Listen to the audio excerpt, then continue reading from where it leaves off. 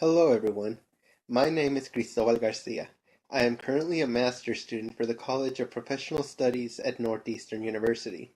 Thank you for checking out my signature assignment regarding my findings from the interviews conducted with a high-ranking administrator at a higher education institution. This presentation was created for the course EDU 6201, The Landscape of Higher Education, taught by Professor John Silveria.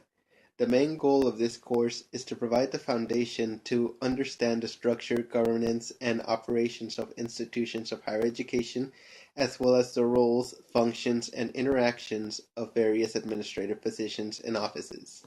With this concept in mind, we can gain a valuable insight from the first-hand experiences of a high-ranking administrator. To respect the privacy of the person I interviewed, I will refrain from saying her name and the name of the institution that she works in. She is currently the Dean of Undergraduate Admissions for a private nonprofit liberal arts college. This presentation covers the information gathered from 2 interviews. The goal of the interviews was to gain a deeper understanding to what challenges administrators face in an evolving environment, and how has the college adapted to confront these challenges. Please note to save on time and not ruin the flow of the presentation. I have included my citations in the visuals to explain why I asked certain questions and what connections I drew between the dean's answers and the research that has been done related to that topic. So let's start by getting to know our dean. The dean has been in her position for 2 years and has had experience working in the field of college admissions and outreach for 10 years. She is proud to be an alumni from the same college she now represents, and prior to this position, she had been employed at 2 different universities, one public and another private. These experiences have helped shape her perception as to what the goals are for the admissions department and how other institutions have faced similar issues. The dean explained that the college was founded in 1887 in the state of California. It has over 150 full-time faculty and roughly 2,000 undergraduate students combined from all year levels. There is a total of 30 majors and 9 minors.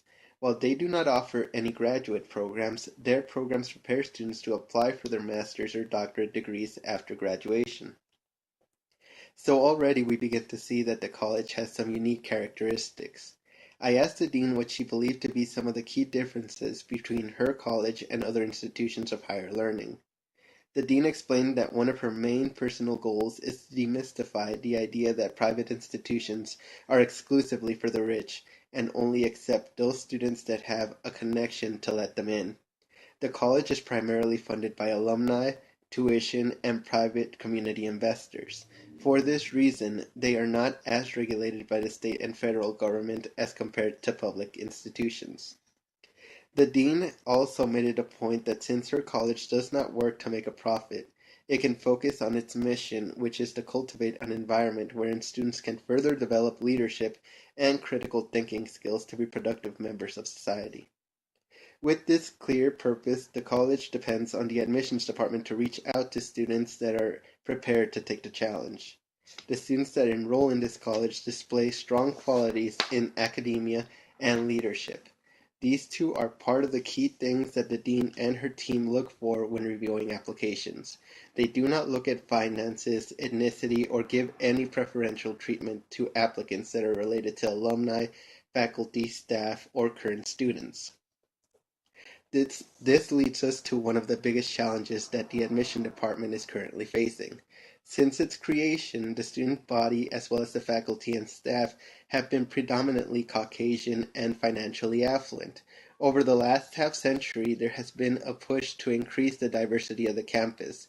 The dean explained that to prepare leaders to interact in a globalized society, students need to be able to share ideas with people from a variety of backgrounds. She felt proud to say that the college sought to create a diverse student body prior to the implementation of affirmative action. While affirmative action required other colleges and universities to increase the diversity of their campus, it was deemed an unfair practice in the state of California. However, this proposition seemed counterintuitive because at the same time there was a push to have a diverse student body at all higher education institutions. This included the private institutions. The dean explained that their department was not too worried, especially since in the last decade, many colleges decided to attempt an alternative outreach practice. The college formed an entire department dedicated to supporting college access programs.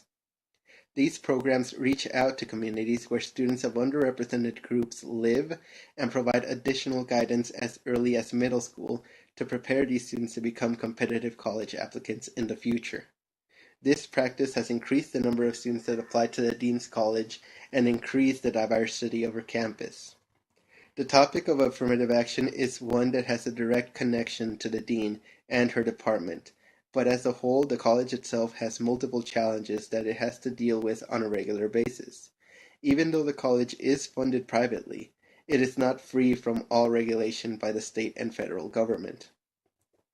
The dean explained that this oversight can be both positive and negative at times, but for the most part, she enjoys this regulation just because it supports the college campus in the eyes of the community and society as a whole. The dean explained that the college received its accreditation from the Western Association of Schools and Colleges, that with this accreditation it adds credibility to the reputation of the college and the services that it provides. Also, thanks to the accreditation, the courses offered by the college are transferable to other colleges and universities, and this is especially important for those students that want to pursue a master's or doctorate degree after graduation.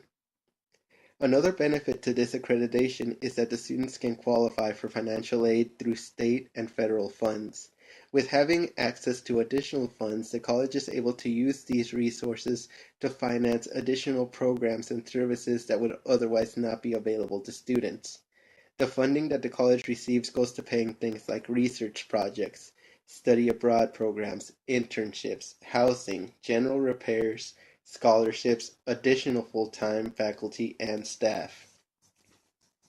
This effort to maintain full-time faculty and staff is important to the core values of this college. The dean explained that the college is set up so that every staff and faculty feel supported and has a clear understanding that they are an integral part of the college community. The layout of the college functions like a small government. There is the president of the college that serves as the leader and representative of the college as a whole. This splits off into several vice presidents and directors of the departments that exist at this college. As Dean of Admissions at the college, the person I interviewed is required to meet with the administrators at the other departments at least 2 times out of the year. These meetings are to discuss the annual goals of the college as a whole and inform one another about some of the projects that they are currently working on.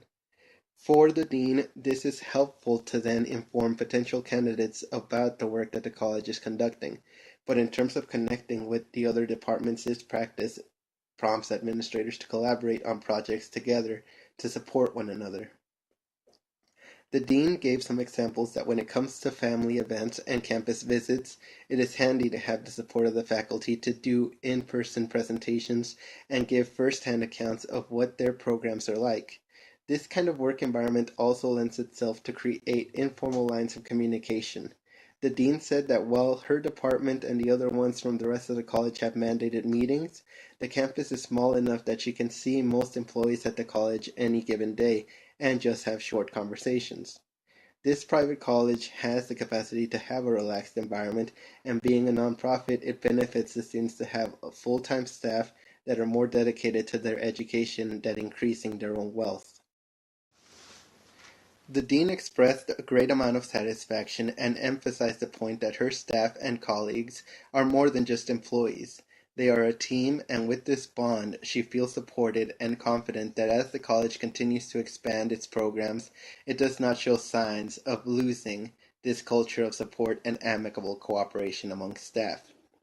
Concluding the set of interviews, I feel that I gained knowledge into how an environment that has dedicated staff can be formed when the leadership of the campus is open to have input from all levels of the institution.